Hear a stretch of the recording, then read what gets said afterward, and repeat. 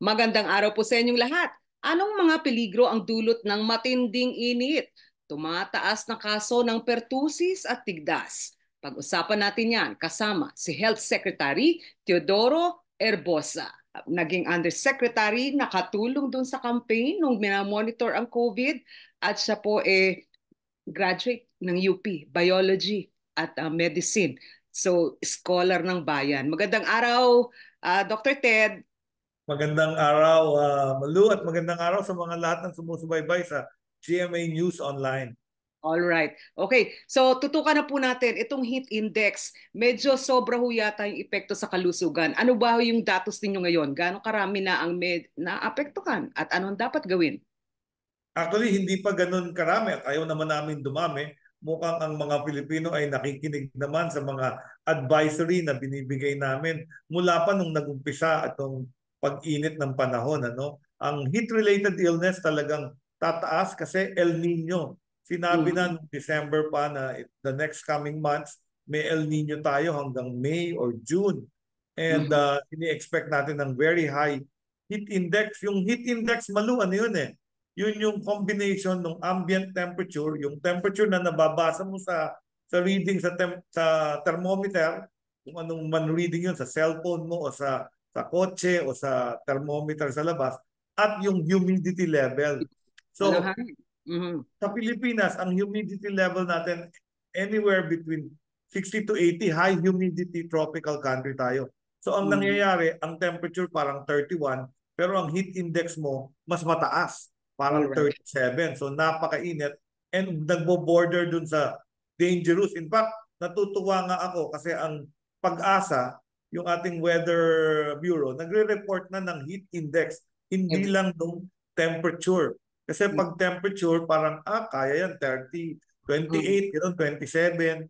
Pero Okay. pag sinama mo yung humidity ng lugar, iba-iba yan. Kung malapit ka sa tabing dagat, mas mataas ang humidity niyan. Kung nasa valley ka, mas mataas lalo ang humidity niyan. So, yun yung matindi yung heat index. Kaya nakikita nyo, may mga reading tayo, 41, 42, which is in the danger zone sa health. Mhm. Pag Okay. umabot ka na doon sa heat index na 37 upwards, ano yan, warning sa aming mga doktor yan kasi the human body cannot stay long doon sa lugar na ganun kataas yung Okay. heat index. All So right. very important yung advices, mga advisory namin. All Iinom right. ng tubig, magsuot ng sombrero, huwag magtagal sa lugar na yon. Sabi nga namin kung nag-beach ka, 10 to 4 p.m., huwag kang masyadong magpainit All kasi right. napakataas ng heat index noon. Okay. Ngayon, ang vulnerable groups ho by age, mukhang yung kabataan at yung medyo may konting senior citizen status. Ano po? Ano ho yung maipapa-advise nyo sa kanila? Correct. So, tama. Buti sinabi nyo about vulnerable groups. Very important yung mga kabataan kasi hindi nila pinapansin yung uhaw nila. So, kung minsan laro lang ng laro yan under the heat of the sun. Dehydrated na pala. So, very important. I-hydrate sila, i-protect sila from staying too long sa mga maiinit na lugar. Yung mga may edad naman, yan ang mas dangerous ma-hospital. Kasi yung uncontrolled na heat, sila yung very vulnerable, may sakit sa puso. Usually kadalasan ng may edad, dehydrated na yan. Mababa na yung body water. Tapos madidehydrate pa sila sa init. So tumataas ang BP, nagiging heart attack, nagiging stroke. So hindi lang heat-related illness, yung komplikasyon pa ng heat-related illness. Kaya very vulnerable yan yung mga matatanda.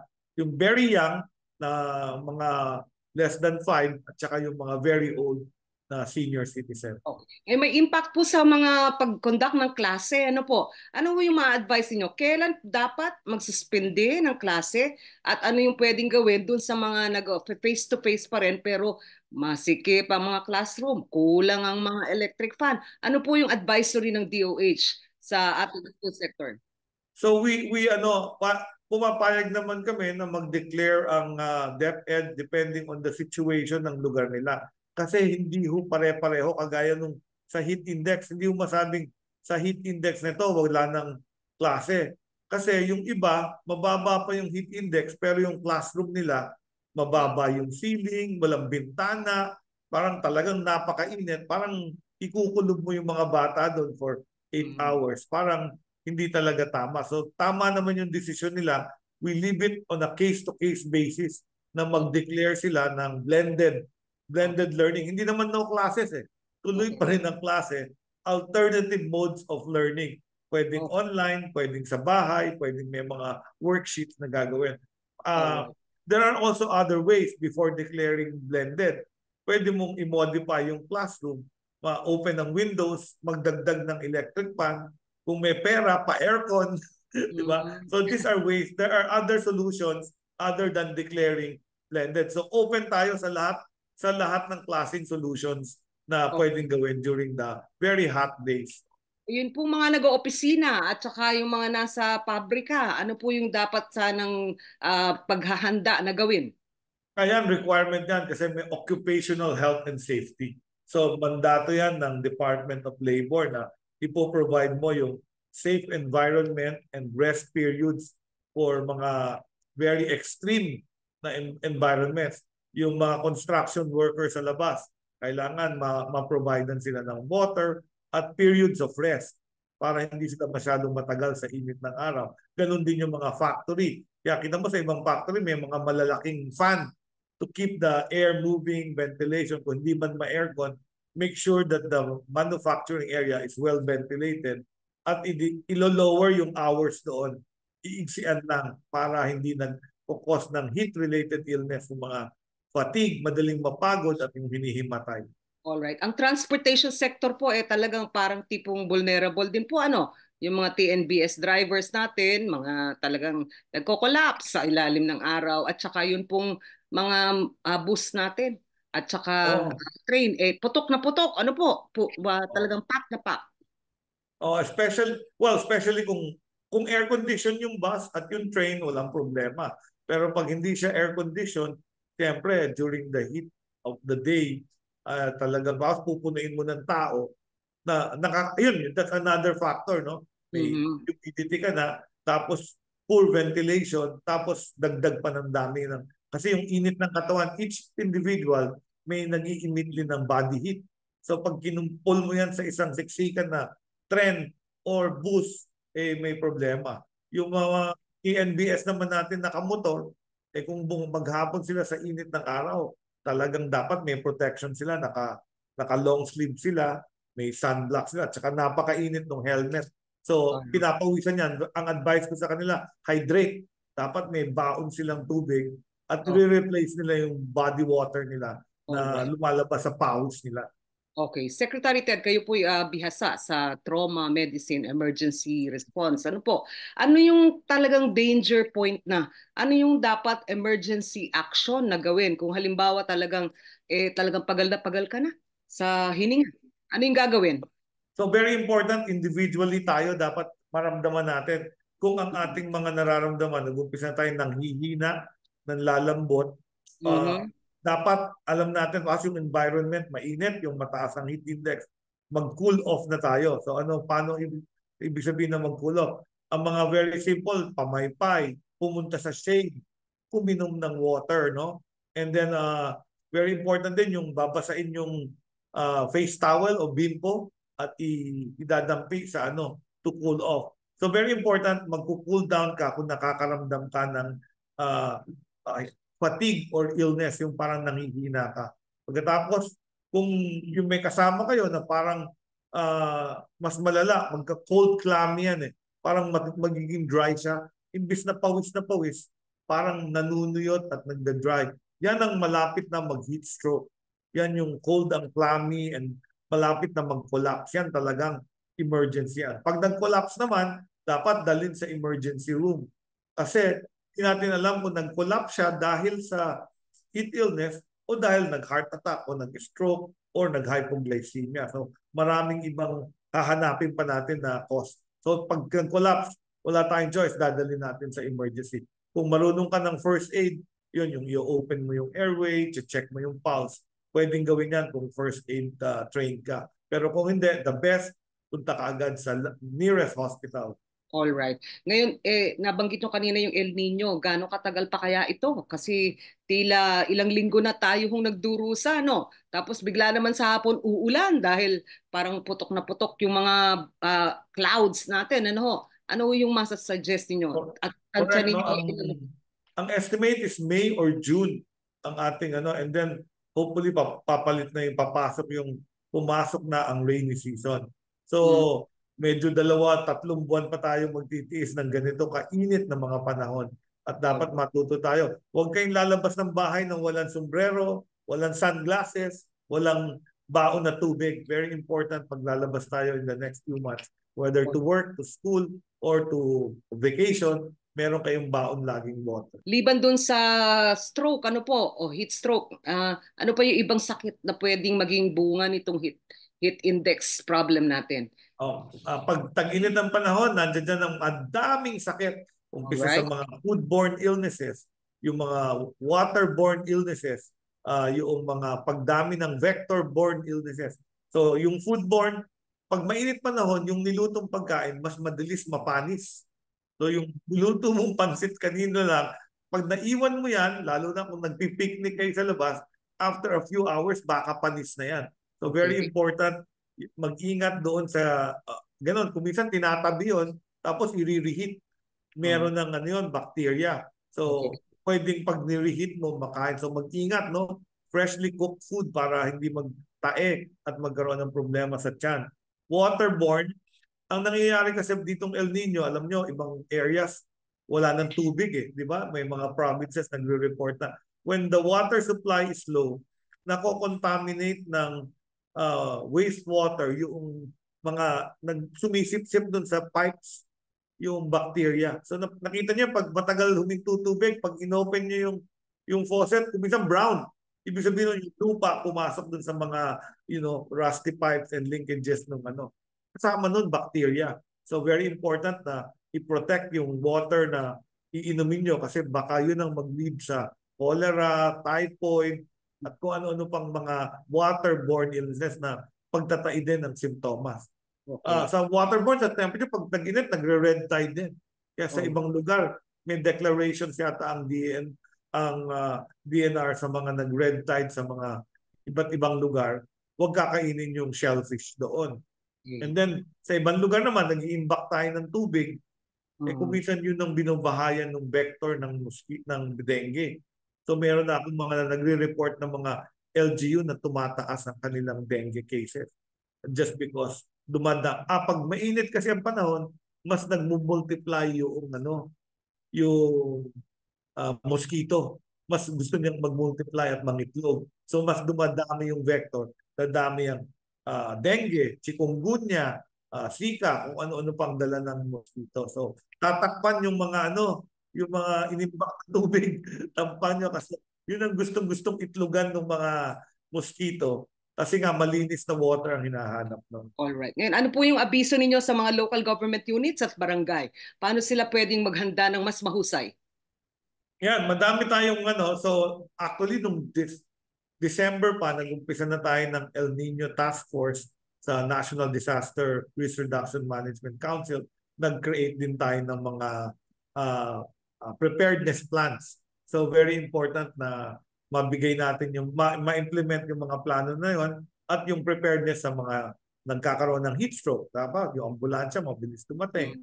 Nagtawag, dapat merong areas na wag pagkumpulin yung mga tao sa mga maiinit na lugar. So these are very important measures ng ating LGU. And then information.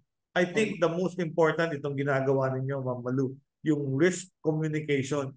May risk tayo, may climate change tayo, umiinit ang panahon, El Nino, at information na tama, less ang mangyayaring mga emergency sa ating mga kababayan.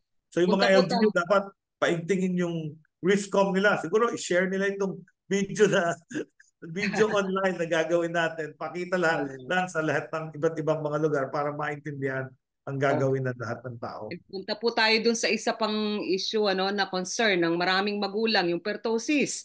Ano ho ba ang sitwasyon ngayon? Gaano kadami na yung kaso at ano yung pwedeng gawin ng mga magulang at mga guro at ng ating LGU?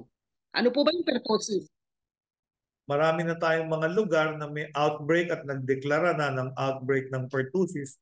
Dito sa aming Epidemiology Bureau, nakapagtala na tayo ng 894 cases of pertussis mula noong January.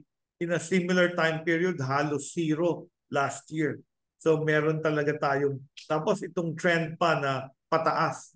So from week to week, meron tayong almost 10 to 16% increase. So talagang ang trend pataas. So Okay. talagang tumutulong na kami ngayon sa iba't ibang mga LGU. Marami ring namatay. Napansin namin na yung mga nagkaka-pertussis, may mga bata na nagkaka-pertussis. At sa Quezon City, nagpulong kami kahapon ni Mayor Joy, kasama nung kanilang City Epidemiology Surveillance Unit. At nasabi doon na yung mga bata na may pertussis na dadala sa ospital mga 9 days na. So kailangan mag-early detection tayo nung whooping Okay. cough, no, yung All right. Tusperina, very characteristic yung ubo niyan. Yung parang hihika, parang yung tunog ng may hika, tapos sunod-sunod na ubo na ayaw tumigil. Parang ganyan, cough, tapos uubo siya. Kaya whooping cough ang tawag sa Ingles or Tusperina. Parang may hika muna, tapos tuloy-tuloy. Sa malalaking bata yon. Sa maliliit na bata, makikita mo na lang nag-heave yung chest at saka abdomen. Parang hindi naman kasi nakakaubo talaga ng malakas ang batang sanggol, yung less than 6 months. So kailangan talaga pag may simptomas, may ubo, 2-3 days di gumagaling, patingnan na sa doktor para malesen natin yung namamatay. For prevention naman, meron tayong vaccine, no? Yung pentavalent vaccine, pero paubos na rin. So hinihintay ko yung latest order natin na parang medyo July dadating. So some of the LGU, sabi nila, bibili sila ng sarili nila para makapagbakuna. Ako naman, kinuha ko yung ibang pentavalent sa ibang region at binigay dun sa mga region na nangangailangan. Kasi may mga areas naman na mataas yung protection ng mga bata. So, nagre-realign kami. Tapos, bumibili na rin ako ng DPT lang. Kasi yung pentavalent, 5 bakuna yon. Diphtheria, pertussis, tetanus, Haemophilus influenza, and hepatitis B. Pertussis lang ang outbreak nila. Meron tayong DPT na bakuna na available, bibilin pa namin. So, ayan, 9184. So, ipoprocure ko. So, easily another month or at the emergency purchase, baka another month bago dumating. Hopefully sa May, ma-supply na namin yung kakulangan dito sa pertussis vaccine. 4 riyon ang naitala na may mga kaso, no, na marami-rami. Metro Manila, Central Luzon, Mimaropa at Central Visayas. Ano po yung dahilan? Ito ba'y nakakahawa? Yes, ang whooping cough ay airborne. So Mhm. madaming mahahawa sa isang batang nagkaroon ng whooping cough. So yan pa yung isang ginagawa namin. Pag may na-diagnose na whooping cough, ina-isolate na namin or kina-quarantine na yung mga kasamang kapatid or bata sa bahay. Kasi mabilis yung pagkalat nito. At yan yung advice namin, kung ikaw ay inuubo at parang whooping cough, mag-isolate tayo, wag nang pumasok sa eskwela. Kasi Mhm. mataas ang reproductive rate or yung hawahan ng pertussis. Yun. Mhm. Meron tayong mga cases, but in last year wala silang cases. Mhm. Ang latest report sa akin, as of March 23, 800 plus. So ang pinabantayan ko yan, dati 200, naging Mhm. 400, naging Mhm. 800. So mukhang mabilis yung doubling time talaga. So ibig Mhm. sabihin nun, baka next week lampas 1,000 cases na All nare-report. right. Okay. So talagang important yung warning, ano? Uh, Mhm. wearing a mask ng yung nagkasakit, pwede rin yon para hindi Mhm. niya mahawa yung ibang kasama sa bahay. But the best is ma-isolate at kung hindi gumaling, after a few days, dalhin sa ospital. Bumili Okay. na rin kami ng mga antibiotic para dito Okay. sa pertussis or whooping cough. So, para masupplyan sa ating mga hospital pag tayo ay dumami ang mga cases ng whooping cough. Gaano po siya kaiba sa ordinaryong ubo?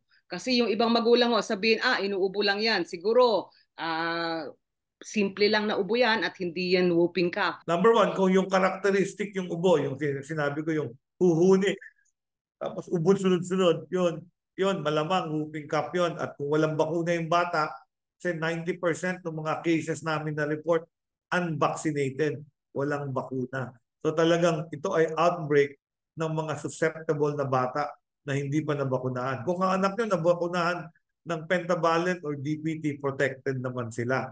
So ito yung mga may chance. Remember, a vaccine will lessen the course of the illness. So ang chance mamatay mas less pag vaccinated. So very important yun na ma-check yung vaccine status nila. At kung inuubo, within 2-3 days hindi gumagaling, dapat magpatingin na. Magpatingin sa doktor or idalhin sa ospital. Ngayon, ano po yung parang danger point na talagang, sabi nyo, 3 days, ano po? Meron pa bang ibang sintomas na dapat silang bantayan? Halimbawa, lagnat. Ito ba, dry, cough, o etc.? Sa ating mga bata, pag napakataas yung fever, and dito sa whooping cough, tumataas ang fever. So, pag high temperature, kung minsan nagkukumbulsyon yan. Kahit wala pang 3 days, dadalhin mo na sa ospital yan. Or hindi nawawala yung lagnat. Kahit pinaiinom mo ng paracetamol, mataas pa rin yung lagnat. Mas maganda dalhin mo na sa ospital. So very important din yung ibang simptomas. Hindi lang yung ubo. Diba? Kung tuloy-tuloy ang lagnat, hindi ko malamang baka hindi lang ordinary upper respiratory infection. Kasi yung dinidescribe mo, Malu, yun yung regular ARI, acute respiratory infection na baliwala na after 2-3 days wala na. Pero pag mataas ang lagnat, baka hindi yan ordinary acute respiratory infection. Kasi At ang, buong katawan Oo. ang difference, sabi niyo, is yung marang may wheezing. Ano po?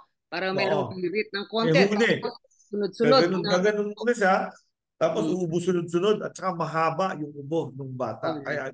Kaya Okay. iba tawag ubong aso. Parang Oh, ganon. Kasi all right. yung tunog ganon tuloy-tuloy.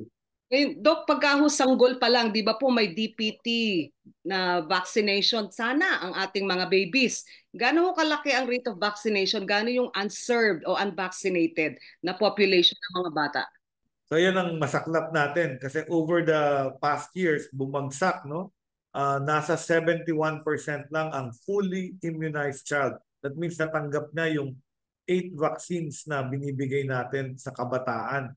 So ibig sabihin nun, every year dumadami about 30% every year ang nadadagdag sa susceptible.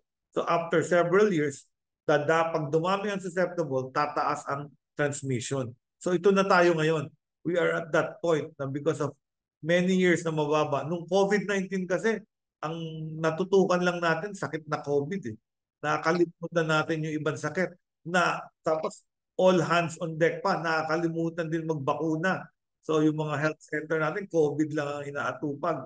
Sila yung nagbabantay sa temporary treatment monitoring facility sa ospital. So bumagsak ang ating vaccine rate. Ito na ngayon, may measles outbreak ako sa BARM, may pertussis outbreak ako dito sa Luzon and Visayas. Ngayon yun sa mga senior citizens o may edad, paano ang pwedeng gawin? Kailangan pa ba silang magpabakuna ng pentavalent o ng DPT? Yung pentavalent, hindi na binibigay yun sa Senior. above 12, above 1 year old, no? Pero merong ibang klaseng bakuna as booster, yung tinatawag na Tdap, na pwede sa mga senior at pwede rin sa mga buntis. Hindi namin binibigay ito, hindi namin binibili ito, pero available to sa private sector, approved to ng FDA, at pwedeng i-prescribe ng physician kung kayo'y nangangailangan nito. Pwede sa private doctor makakuha ng Tdap.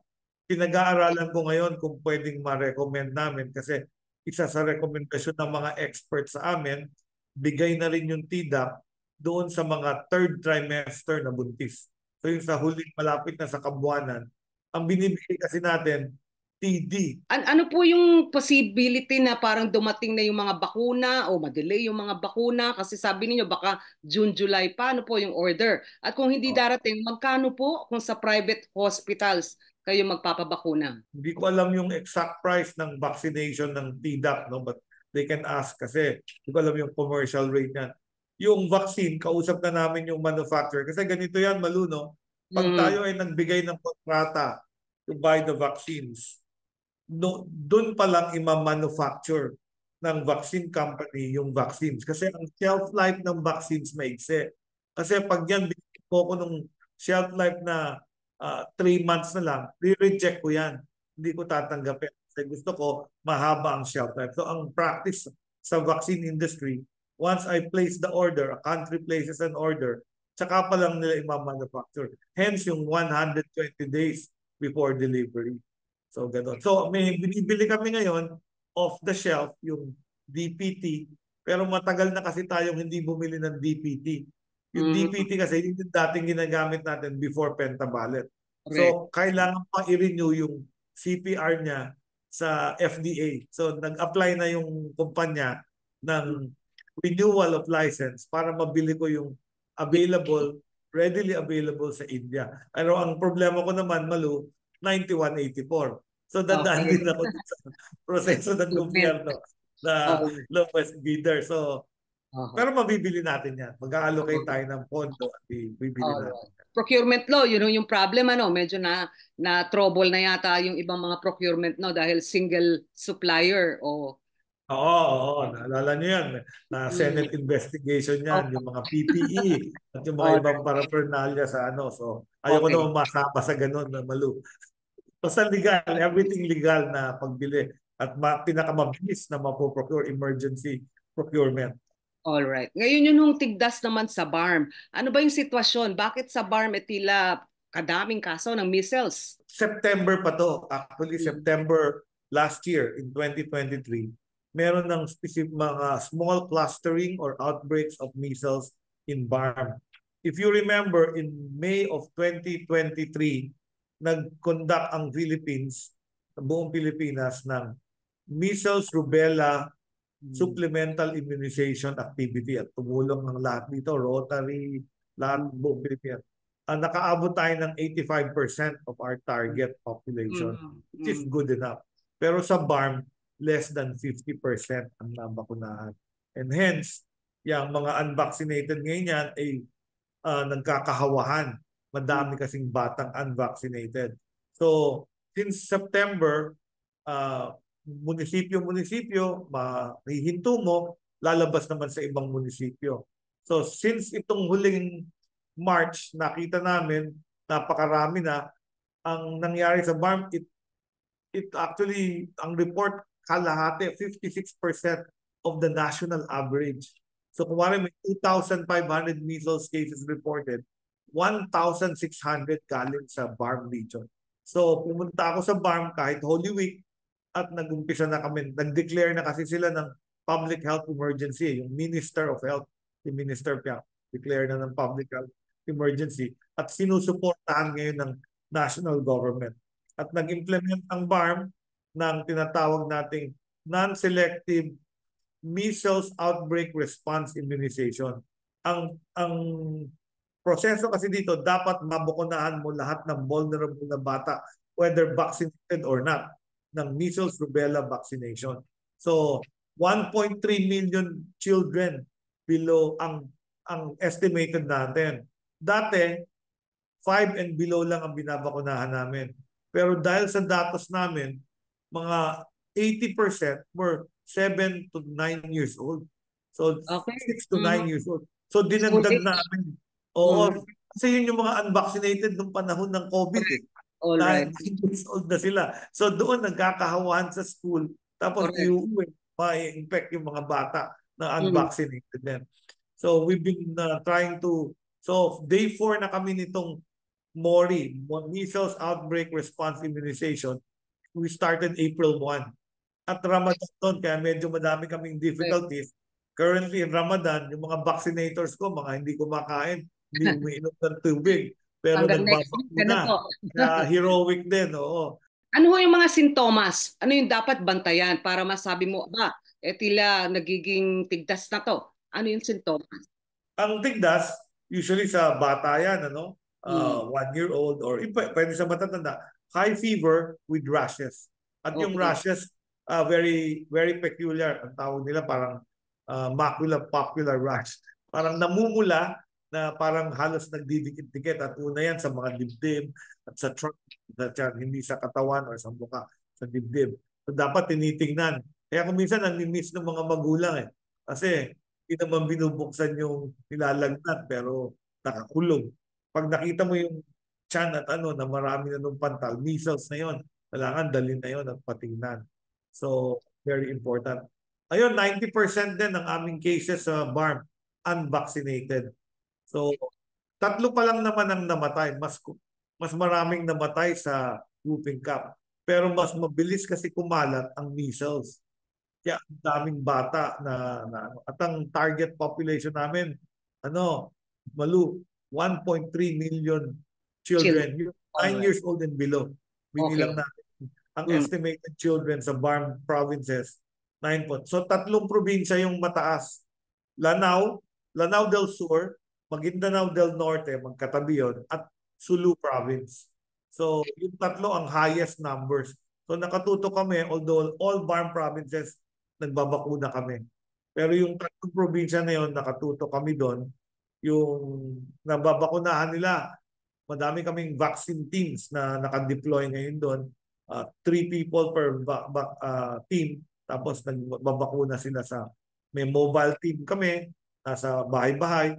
Meron kaming temporary areas for vaccination at meron kaming yung fixed areas, yung mga health center, hospital, na pwedeng dalhin ng anak para bakunahan.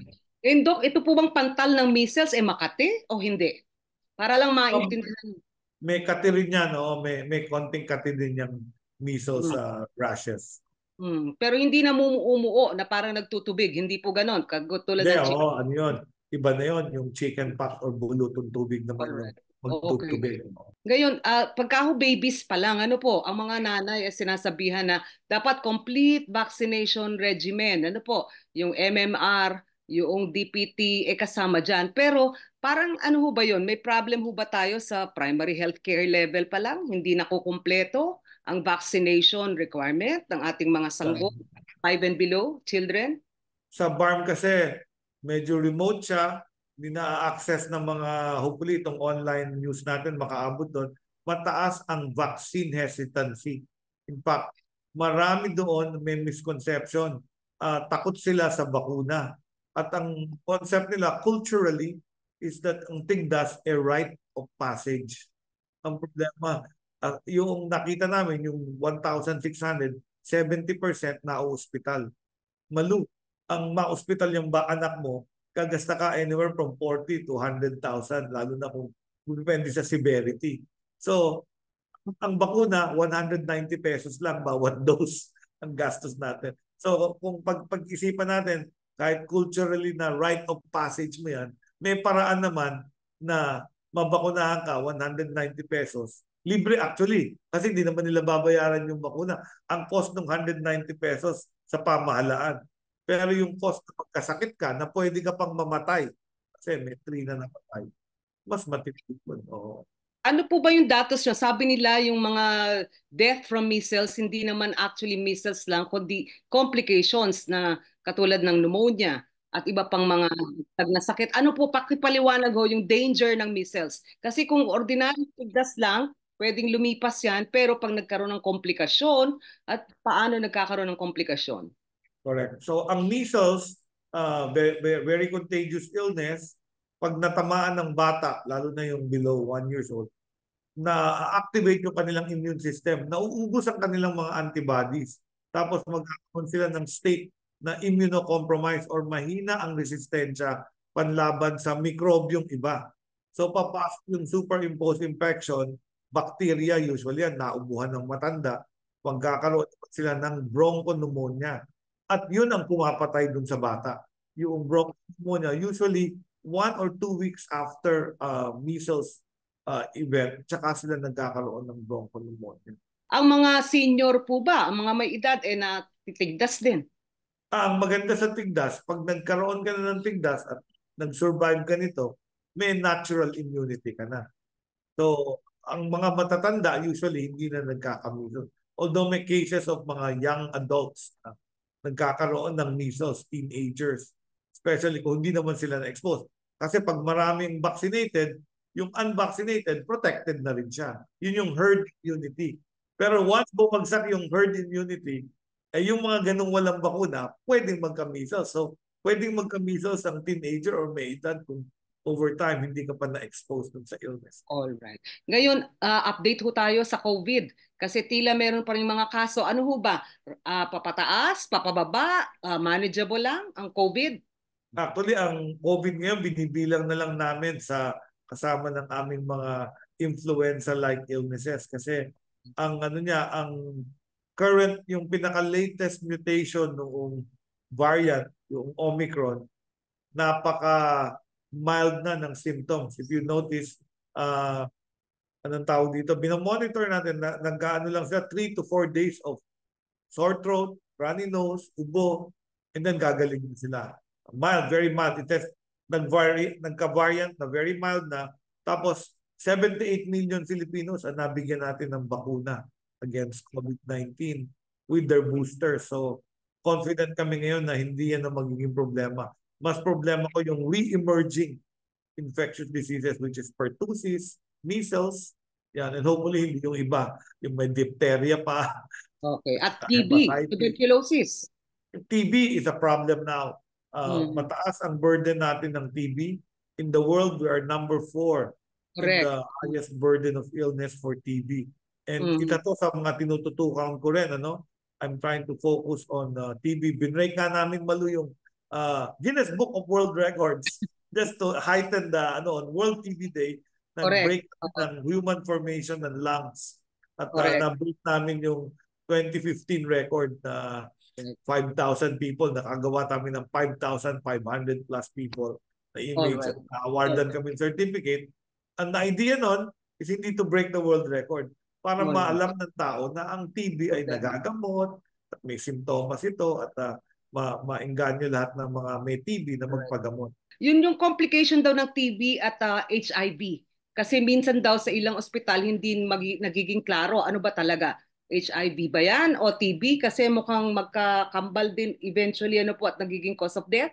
Tama po ba yan? Magkakambal siya. No? Usually pag ang pasyente may HIV, padalasan TB ang isa kasi immune deficiency ang cause ng HIV. Kadalasan din naman yung may TB namin na na-detect, pag chinek mo sa HIV, may HIV din. So, sa programa ko, pinagsama na namin yung dalawa, yung paglaban sa TB at paglaban sa HIV. Kailangan pa ho bang mag-face mask? Kasi lifted na po, yung mandatory. Hindi naman kailangan.